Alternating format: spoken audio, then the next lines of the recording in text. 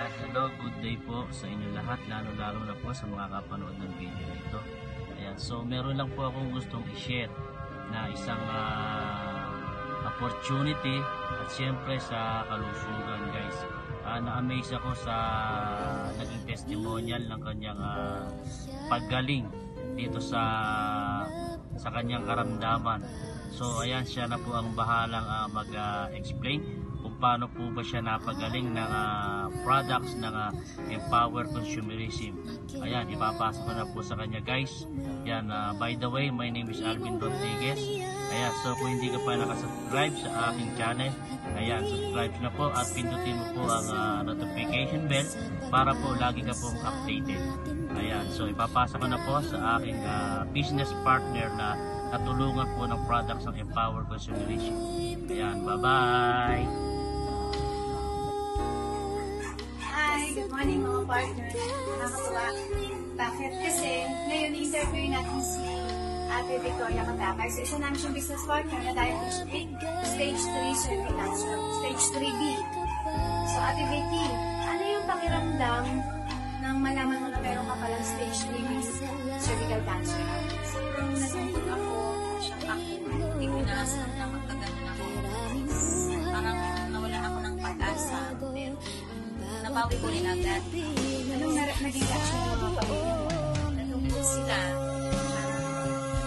umiyak sila. Nagpa-chemotherapy ka pa na 6 na beses, radiation 28 na session, tapos brachy 4 na session. Tuloy-tuloy ba ito? Oo, tuloy-tuloy yun. Yung brachy at saka chemo sabay. After ng brachy ko, at saka chemo. Tapos, saka ako nagpa-brachy. Ginawang therapy sa akin. Anong pakiramdam mo kung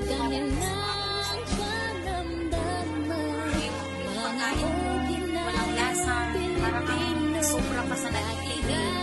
Sabi ng mga kasama ko, na nakikita ko pa sa mga punta, mga kagaya ng may mga cancer, sobrang hinang-hina sila, sobrang marami silang nararamdaman sa akin. Pero awan ng Diyos naman sa akin, yun lang ang nararamdaman ko yung hindi ako makakain, hindi ako makatulog ng maayos, parang sobrang nagniningin kapag andyan na yung pagkain, ayaw ko na, may gusto akong kainin. Pag nandyan na, ayaw ko na. Pero sila susuka, ako hindi ko na inabot yung nagsuka ako, yung pagkaya. Hindi ako nakakaano sa therapy dahil nakita ko hindi ko therapy ko nag-absent kasi kaya ng katawan. So marami ka pa na naging mundo. Hindi, may namatay. Meron stage siya.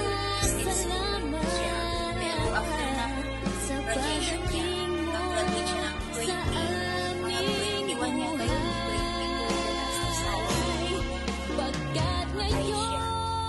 Yung super na bukol na sa cervix, nakadikit yung super na bukol na sa 5.1 tama ba? Nadikit ko sa buong na ito po yung kanyang teammate, katulong na kanyang chemotherapy, radiation sa brachy. 6 na capsule everyday ang makakain. So, tinake niya pong complete 6 na capsule everyday for 1 month. Yung 5.4 cm na bukol na nakadikit po sa kanyang buto sa cervix, naging 3.2 after 1 month. And ngayon po, to the present, after 2 months, wala na po nagbubuo. Pero ngayon, minanatay ko rin siya diba? Minanatay niya. Complete. Siyempre po, kapag tayo po ay nagtatang chemotherapy, hindi na po good cells natin yung namamatay. Pati po, hindi na po bad cells natin na hindi na po yung cancer cells, pati po yung ating good cells. So yun po yung delikado, humihina po yung immune system ng tao na yata na humihan. Akala po nila, okay na yung cancer nila. And after a while po, siyempre po sa sobrang hina po ng resistensya, bumabalik po yung cancer mas mabilis kaysa po makarecover. Bago po makarecover ang good cells, dahil may mataas na size pa po, yun po yung nagiging worst scenario.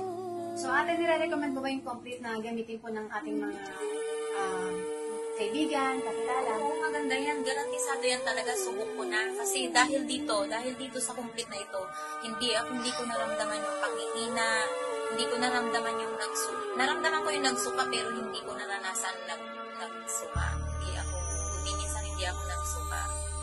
Pero nararamdaman kong nasusuka ako. Pero itong, hindi ako nakakakain, kunti lang ang kinakain. Kung hindi ako kumakain, ito lang. Pero, So, grabe po ang complete, no?